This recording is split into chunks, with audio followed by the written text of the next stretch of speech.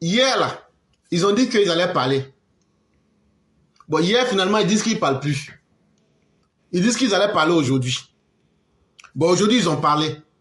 Bon, quand ils ont parlé, là, moi, je pensais qu'ils allaient dire, ils allaient sortir pour commencer à donner des stratégies de guerre à leurs militants. Comment positionner des chars, comment huiler des Kalash, comment utiliser des RPG-7, comment utiliser des missiles Stinger. Sincèrement, moi, c'est à cela que je m'attendais. J'ai été très déçu. Très déçu. Parce que c'est une poule mouillée que j'ai vue. Un partisan de la confrérie du parti des poulets. Parce que dans leur secte PPACI là, dans notre DJ là, lui fait partie des poulets. Ceux qu'on maltraite comme des poulets là. Lui, Sébastien Dano DJ dans le parti des poulets. Et donc il est sorti comme une poule mouillée. Et il est venu dire des choses qui m'ont vraiment découragé. Parce que moi je pensais que la Côte d'Ivoire allait brûler. Et moi mon souhait c'est que les gens là n'ont qu'à brûler la Côte d'Ivoire. C'est mon souhait. Là comme ça ils vont voir que ce n'est pas eux seuls qui sont prêts. Et j'ai été très déçu.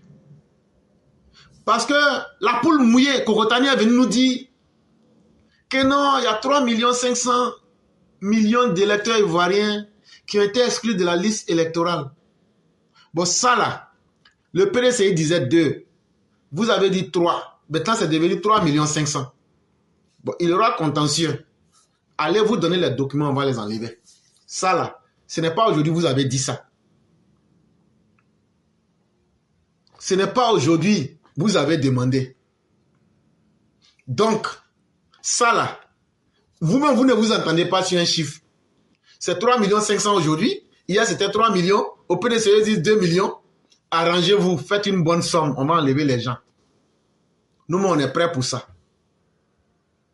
Donc, ils disent qu'il y a des gens qui ont été exclus. On va leur demander de nous expliquer comment ces 3,5 millions ont été exclus. Alors qu'il y a eu un temps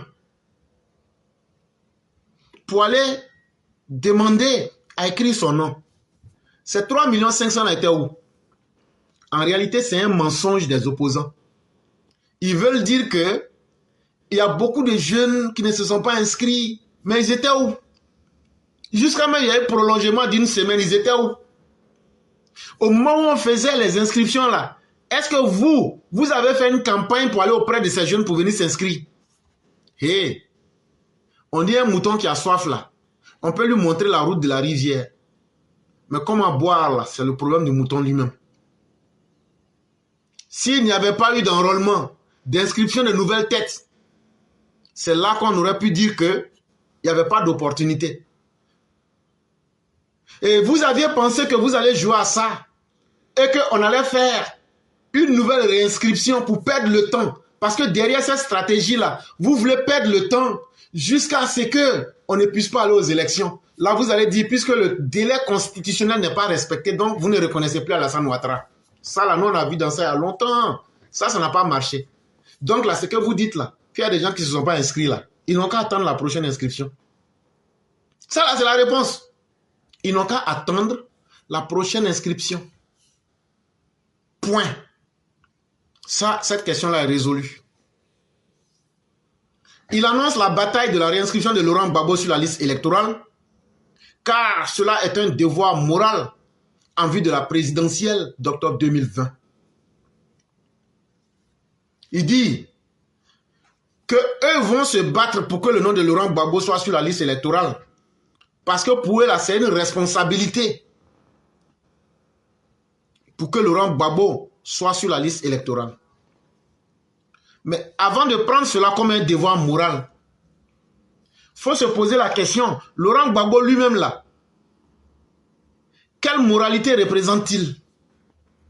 Est-ce que Laurent Gbagbo même là, lui-même il a une bonne moralité? Quelqu'un l'a condamné, on dit pour injure grave contre une femme. Dans les raisons de l'accusation là, contre Simone là, on dit de toute façon, sa bouche là parle mal aux femmes, on dit il insulte les femmes en bas des pagnes. Dans les raisons là, il y a ça, on dit injure grave à une femme. Ça c'est un garçon qui est là et puis il insulte en bas des pagnes des femmes. Cette personne a une dignité. Ça là, ça est dans les motifs des accusations. Quand il était en parlant avec Simon là, on dit sa bouche là. Non, il rentre dans ça et puis il sort ici. Ça là, une telle personne peut avoir une moralité pour aller où? Quelqu'un même là, de toute sa vie là, quand tu regardes Laurent Gbagbo là, il ne s'est jamais battu pour une valeur positive. Donc là, c'est enfant de qui vous allez blaguer pour dire que Laurent Gbagbo est bon, il faut venir te sacrifier pour lui. Ça là, si Laurent Gbagbo est là pour défendre des valeurs là, vous n'avez pas dit que vous allez à la bataille, allez avec des couteaux entre les dents, des flèches et puis des kalachnikovs. Mais j'espère que toi-même, Sébastien Dano Djedje là, tu vas te mettre devant les gens. Hein? Tu vas te mettre devant les gens. Et puis maintenant, vous allez venir faire la bataille. Parce qu'une bataille là, c'est les muscles. On va voir si vous êtes suffisamment à bolo là. Vous allez rencontrer des gens devant vous. Et après là, le soir, quand vous aurez gagné votre lutte comme des gladiateurs, vous allez vous faire masser correctement. Sébastien Dano Djedje a invité les militants du PPACI à prendre d'assaut tous les lieux d'enrôlement afin de prendre une part active au contentieux électoral. Et c'est la seule parole qui est nouvelle. Au moment où vous étiez en train de casser les valises électroniques de la CEI là, on dit que dans la vie là, rien ne se perd, tout se transforme. Ce sont les mauvais comportements là qui se sont transformés aujourd'hui en conséquences qui sont là. Voilà un parti qui a toujours dit, n'allez pas vous inscrire. Il n'y aura pas élection. Nous, on va faire coup d'État. Gbagbo va être au palais. Vous avez élevé toute une jeunesse à ne pas être en harmonie avec les valeurs de l'État.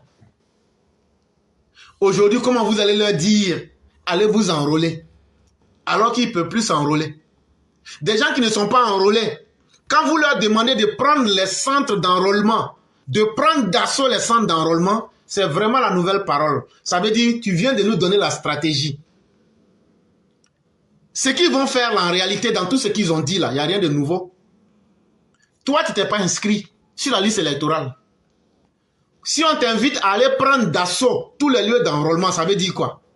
Ça veut dire, leur stratégie là, ils vont créer des petits groupes. Dans tous les bureaux de vote, là, ils vont aller attaquer les gens pour détruire le matériel, saccager le matériel et souvent même là, attenter à la vie des agents de la CEI. C'est ça qui est nouveau et c'est ça qui est leur objectif.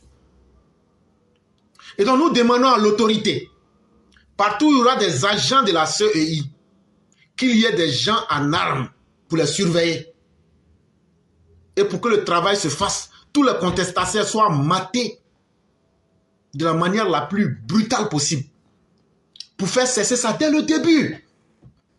Nous ne sommes pas dans l'état de nature. Nous ne sommes pas dans un monde de sauvagerie. Même Mowgli même là, il respecte les animaux sauvages. Même Tarzan même là, il connaît ses limites face au lion. Ce n'est pas vous, des personnes ténébreuses, qui allez dicter à la Côte d'Ivoire ce que la majorité des Ivoiriens doit décider pour elle-même. Si on entend qu'il y a violence dans un coin, on va non seulement accuser l'autorité de laxisme, mais que les jeunes du RDR, RHDP, dans tous les quartiers là, faites déjà des petits groupes de réaction rapide. Parce qu'ils ne sont pas inscrits. C'est un message codé. Et j'ai dit, moi là, je serai votre enfer, vous les opposants là. Tout ce que vous faites là, je vais expliquer. C'est pourquoi vous êtes en train de chercher les miliciens dans les quartiers. Vous pensez qu'on ne savait pas? Voilà ça, j'ai dit ça maintenant. Est-ce qu'il y a une semaine, ou même 2 semaines, on n'a pas dit qu'ils étaient en train de chercher 10 000 miliciens? C'est ceux qui allaient aller casser les trucs là, c'est eux là. Mais eux, ils ne savent pas qu'on peut écouter le téléphone. Eux, ils ne savent pas que quand tu parles, on t'entend. Ça là, je sors pour dire ça, pour mettre ça au clair devant tout le monde. Toi, tu n'es pas inscrit, tu ne peux pas voter. On te dit, il faut aller prendre d'assaut les centres d'enrôlement. Tu vas prendre d'assaut pour faire quoi? Pour écrire ton nom?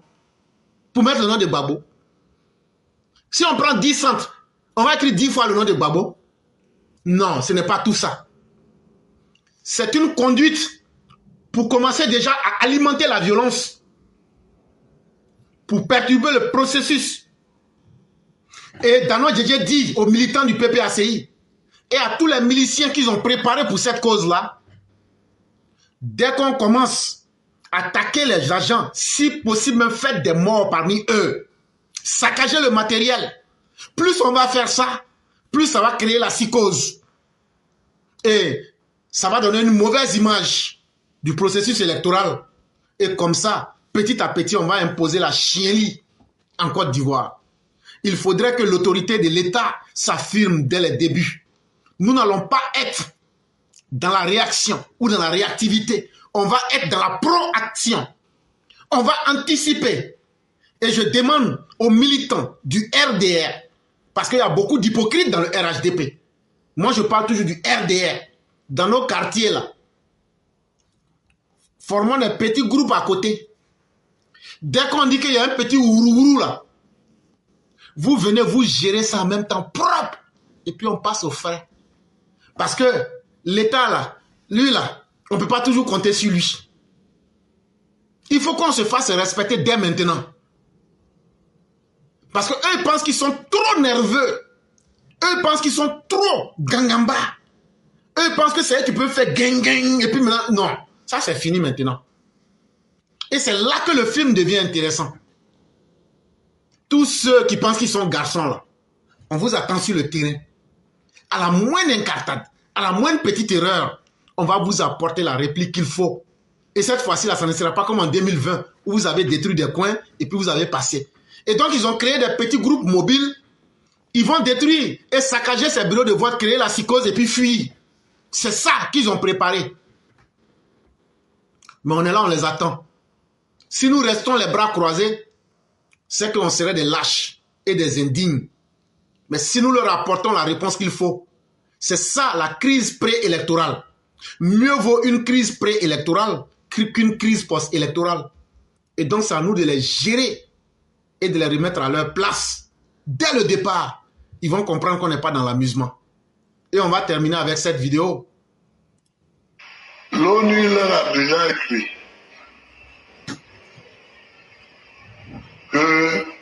qu'il faut mettre Gbagbo.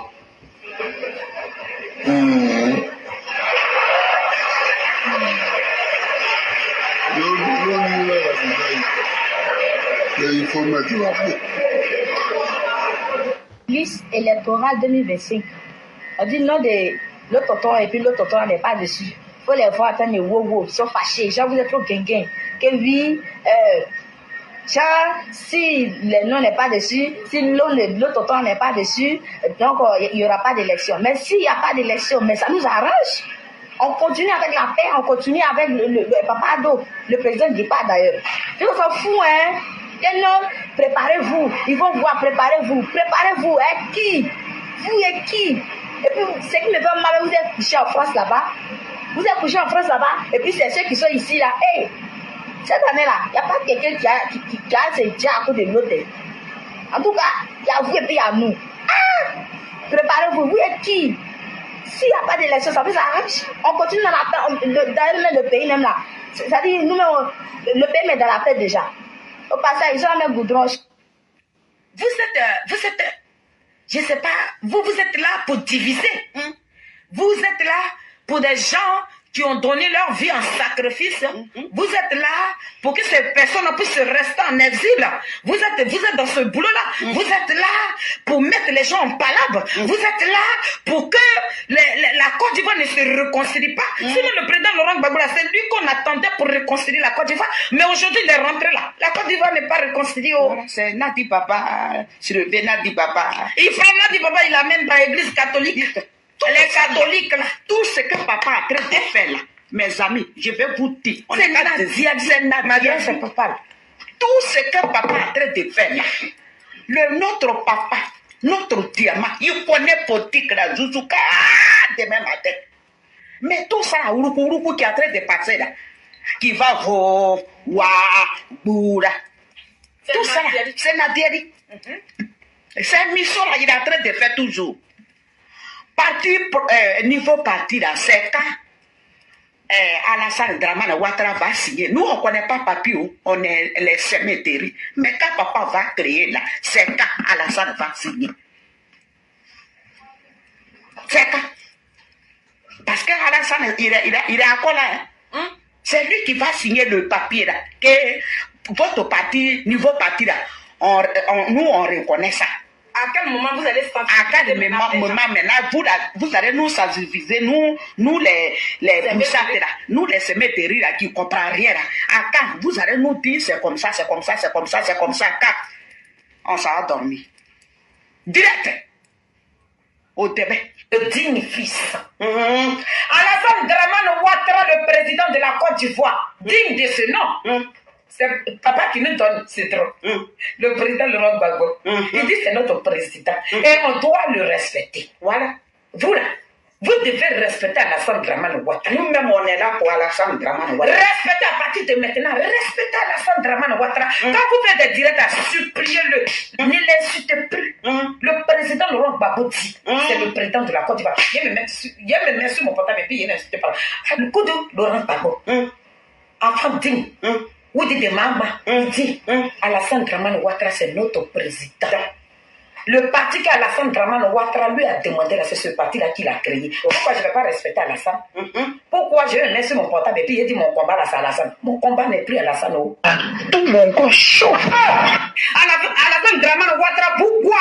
Vous tous, quand tu dis vrai politicien, c'est Alassane Dramane Ouattara. Tu dis vrai politicien, c'est Alassane Dramane Ouattara.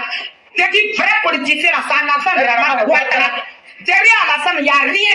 Il vous maîtrise. Il a maîtrisé le président Laurent Gbagbo. Il vous maîtrise. Il a maîtrisé le président Laurent Gbagbo. Il vous maîtrise. Il a maîtrisé le président Laurent Gbagbo. Il a maîtrisé comme ça. Il a maîtrisé comme ça. Il a maîtrisé comme ça. Alassane Dramane Ouattara. Alassane Dramane Ouattara. Alassane Dramane Ouattara a maîtrisé le président Laurent Gbagbo.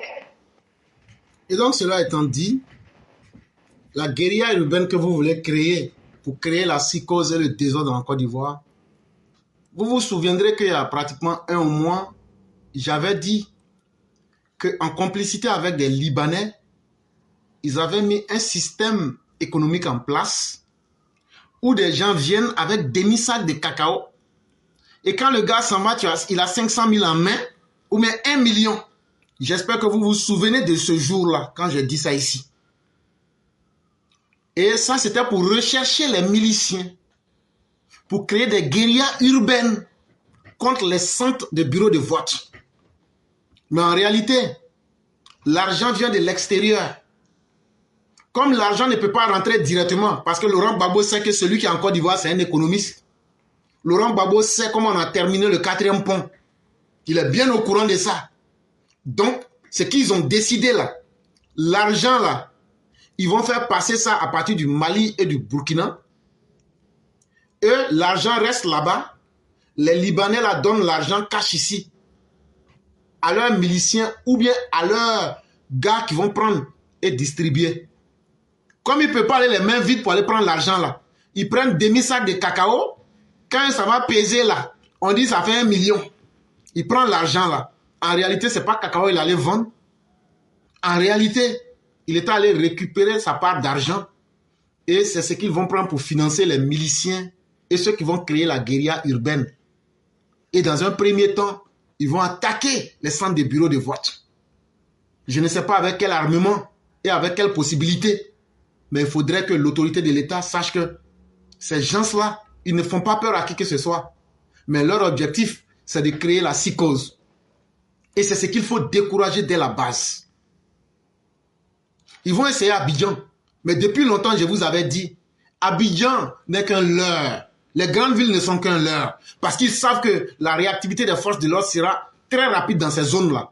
C'est dans les zones reculées, dans les brousses, qu'ils vont agir de cette façon au maximum. Pour dire que tout le pays brûle.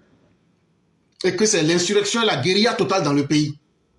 En tout cas, pour notre part, nous avons dit ce que nous savons. Et nous avons été honnêtes dans ce que nous vous avons dit. C'est aux Ivoiriens et à l'autorité de prendre ses responsabilités pour que cela ne prospère pas.